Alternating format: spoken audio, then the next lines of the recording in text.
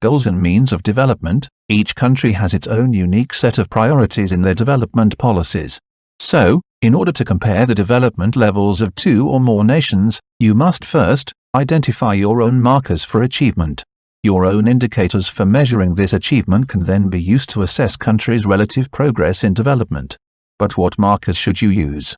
Perhaps, increase in national wealth, improved well-being of a large percentage of the population, exercise of freedom, and increased economic security. According to the United Nations, good indicators of national achievement should evaluate human development with regard to life expectancy, adult literacy, access to all three levels of education, and average income.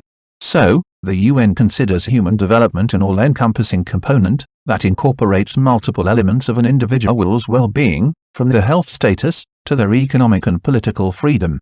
It is a fact that economic growth that increases a country's total wealth also augments its capacity for reducing poverty and addressing other social problems. However, there are some examples in history where economic growth did not foster similar progress in human development. In fact, growth was gained by compromising on equality, employment, democracy, cultural identity, and consumption of natural resources necessary for future generations. So, while growth was achieved, all these other elements were adversely affected. With a deeper understanding of the links between economic prosperity and the growth of social and environmental factors, it is now widely acknowledged by experts and economists that this kind of growth is not sustainable and must be transformed.